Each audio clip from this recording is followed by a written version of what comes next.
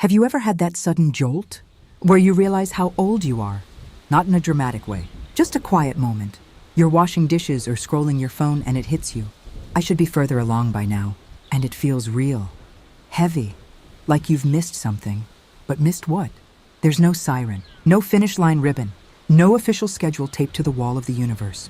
And yet most of us are walking around with this low-grade anxiety that we're behind. Behind in money, behind in healing, behind in career, behind in love. Behind who? Because when I actually sit with that feeling, it doesn't feel natural. It feels inherited, like I absorbed it somewhere. We talk about time like it's this straight, disciplined line: birth, school, career, marriage, success, stability, retirement, done. Very tidy, very organized.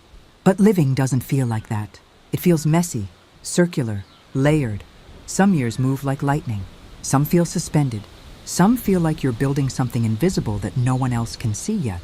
So why do we act like life is a race on a track that only goes forward? And who decided the pace? Age, pressure, and milestones. There's something strange about birthdays. They're meant to be celebrations, but they carry this unspoken evaluation. By 25, you should. By 30, you should. By 40, you should. It's like we've all memorized a script we didn't write. And if you drift off that script, if you change careers later, fall in love later, figure yourself out later, it's treated like a delay. But delay compared to what? I've seen people on time who were deeply unhappy. I've seen people late who were quietly building something solid underneath the surface. There's this illusion that if you hit milestones early, you're ahead. But ahead only exists if life is a straight ladder. What if it isn't? What if some people bloom at 22 and others at 52? We don't question seasons in nature. We don't look at a tree in winter and accuse it of being behind. But we do that to ourselves. And the pressure isn't subtle anymore. It's everywhere. It's in articles. It's in casual conversations. It's in the way people ask, "So what are you doing now?" With that slight tilt of expectation, time becomes a measuring stick for worth. And that's where it starts to feel heavy.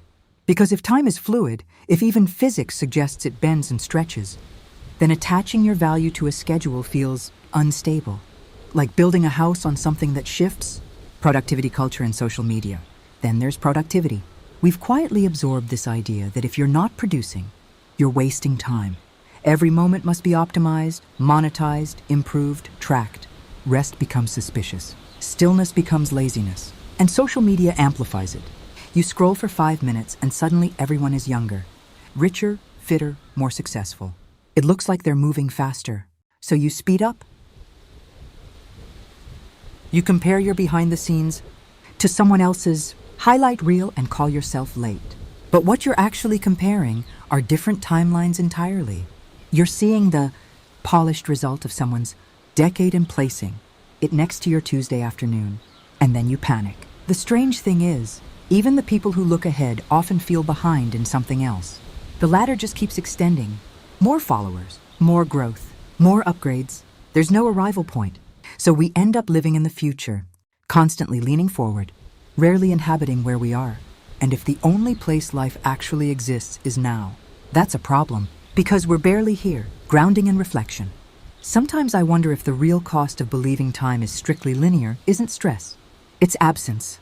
If you believe life is a race, you don't sit in moments. You measure them. You don't inhabit growth. You assess it. You don't experience seasons. You judge them. And maybe that's why so many people feel like life is speeding up. Because we're not inside it. We're chasing the next checkpoint. But what if you're not behind? What if the timeline you're measuring yourself against was never yours? What if your life isn't meant to look efficient, but true?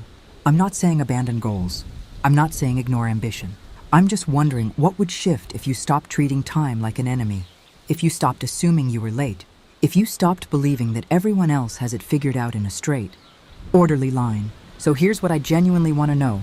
Have you ever felt behind in life and then later realized you were exactly where you needed to be? Or right now, what is the timeline you feel pressured by? I'd love to read your thoughts. As always, this has been Valkyrie. Thanks for stopping by. Until next time, be kind to yourself and others. Lanterns up, people.